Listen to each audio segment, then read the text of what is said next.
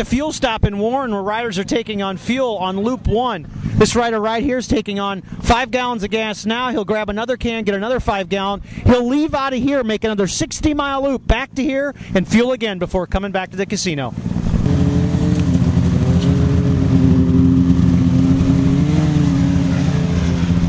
They're going to leave right here, and they're going to go make about another 60-mile loop to bring them right back here. Our pro riders will be coming through here pretty quick. As you can see, they walk the sleds into the pits.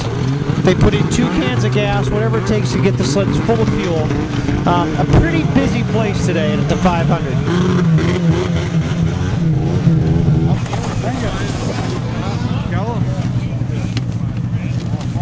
Arnie Rantanen Jr. just came in, number 6 on his Arctic Cat, and if you notice their snowmobile on their fuel tank, they've got marks on the clear fuel tank just to show them where it is.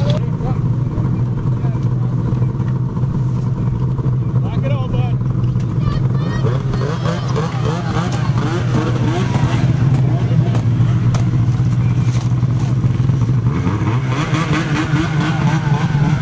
Part of the I-500 has always been the fuel stops. They're a key component on whether you win or lose this race. You notice the rider right behind me. The guys with experience know what to do when they come into the fuel stop. It's a technique. They practice it. They know exactly where the fuel man's going to be, who's taking the cap off, etc. Making a mistake in the fuel stop can be extremely costly. Your leaders, Brian, Dick, the guys at the top of the field, you can bet they won't make a mistake.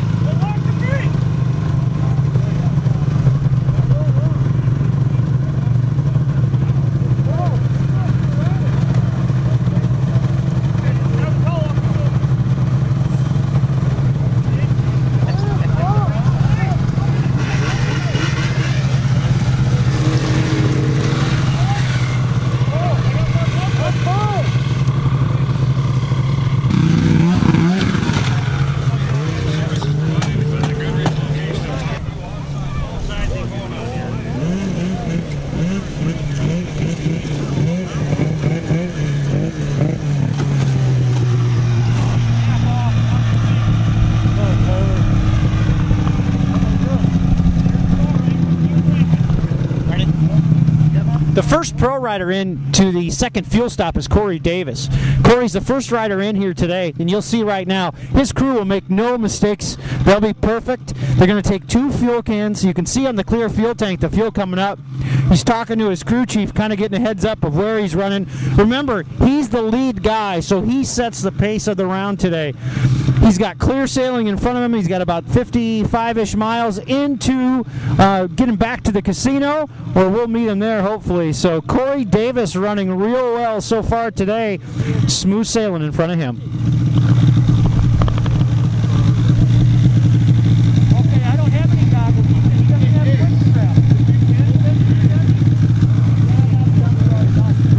What happened to the ones he had?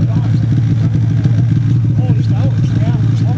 Okay, well, we'll take a look at the ones he's got, but we don't have any other ones. All right, fine. Just got gas and then he's got goggles. We don't have quick strap. Walk it out, go! I'll find somebody. I'm gonna see if I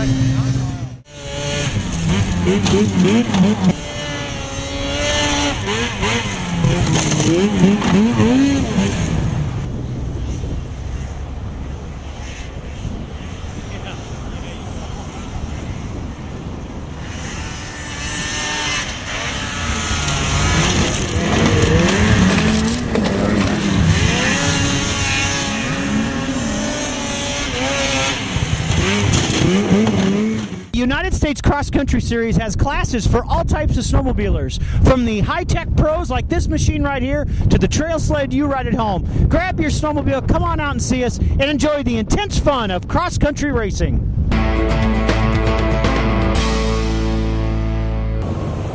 Young racers have to start somewhere, and with the USCC, that starts on a 120cc kids snowmobile.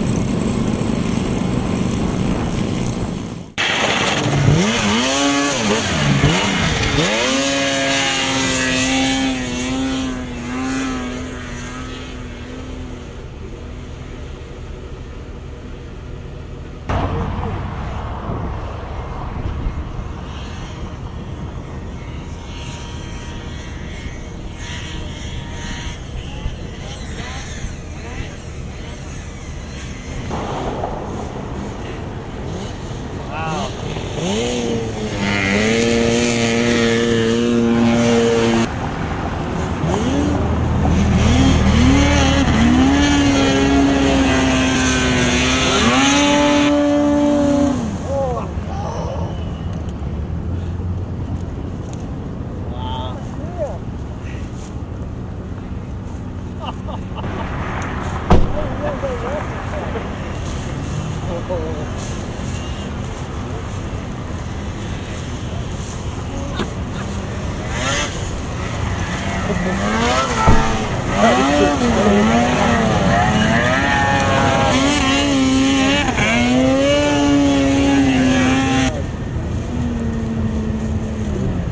is a bad section right there. How did Rail get stuck there? I don't know. I don't know if he got high-sided there or he slowed up.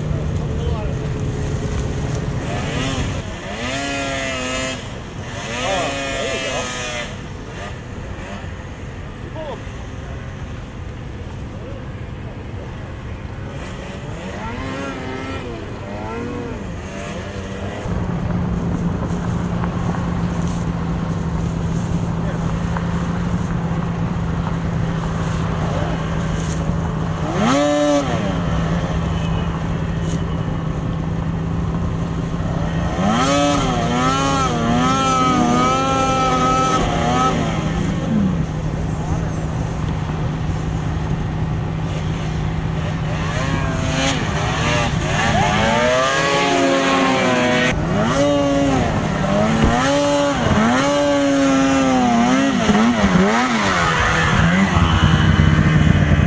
I'm Chad Colby. Caught a few minutes to catch up with Rick Strobel from Fox Racing Shocks. Rick, at the I-500 this year, how cool is this? You got the support trailer, you're helping out the riders. How are things going this week? Everything's going really smooth so far this weekend. We're really happy with the results so far and stuff, and all the riders are really happy too. You know, it's been a couple grueling days, really cold mornings, and everybody's really happy, and product's holding up great so far. One of the great things about this sport is truly the technology. What we were doing is as few as 5 years ago, no one does today, and the reason why is because of some great products. I have these on my personal sled.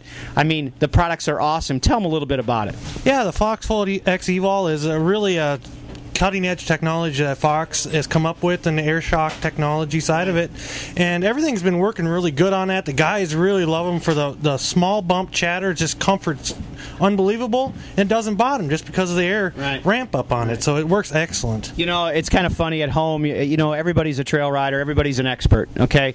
This is just cutting-edge technology, and unless you have it, you don't really know. But in this sport of cross-country racing, without this, you're not going to run it front. I mean, if you don't have great shock valving, great shocks and suspension, you're not going to get it done. And Fox does a great job with that, and you have for years. But this is kind of cutting edge right now in this sport. Yeah, the nice thing about it is we got an entry-level air shock all the way up to high-end performance racing shocks, and we got support vehicles at all the different events, all the different venues. So, I mean, for Fox, and nobody else gives us a support and a service, and we got the technology behind it, too. You know, Rick, you've been around cross-country racing a long time. Like myself, isn't it incredible to see the numbers, just to see everybody here, you know, with over 200 rides? I mean, that is just awesome, and we're glad you're here. But what do you think about that when you see that? It's awesome to see that cross-country racing's coming back really good, because it is the core of snowmobile racing. It's been for years and years, and it's just cool to see, and we love being a part of it. You know, Fox just wants to be a part of the core racing that's really got the sport to where it is today, you know, and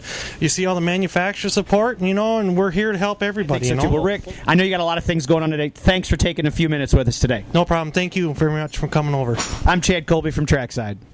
It was a lot. It was really rough, more softer, I'd like to say. The first and third leg were probably my favorite out of the whole weekend. The second leg was a stretch. The fields were pretty treacherous, so I would say you have to be patient. I mean, it's a long race. You can't win it on the first day. And you just gotta keep your stuff together. Can't crash very much. Can't brake. I mean, you gotta take care of your stuff. I cartwheeled on the first leg right away, in the ditch off a road gap, and didn't do that today, thankfully. Yesterday, I walked into the fuel stop, and I was right near the end walk sign, and I just hopped right on and left. I didn't even walk out, so I got a little lucky on that, but I'm feeling real good. Gonna get some rest, probably hit the hot tub, drink lots of water, and eat all night.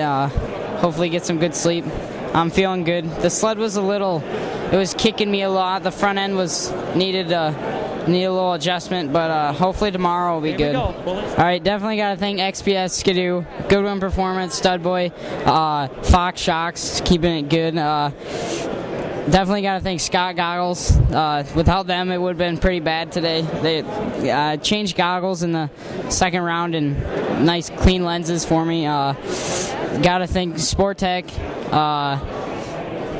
US 27 Motorsports, Scorpion Exo helmets, keep my head intact. CNA Pro skis, just everyone. Thank you, USCC, for putting on a good race. This is interesting, and I definitely want to do it again.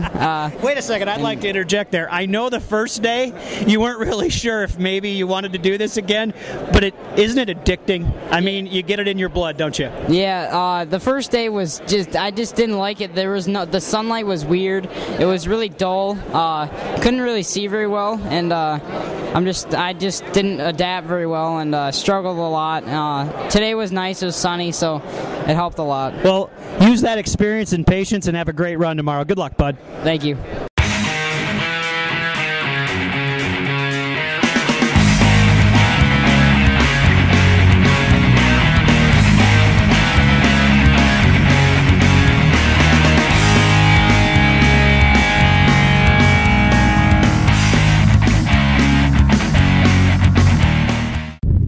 For the latest information about the USCC and its other races this season, check us out online at uscc-racing.com. The United States Cross Country Series gives a special thank you to the Sevens Clans Casino.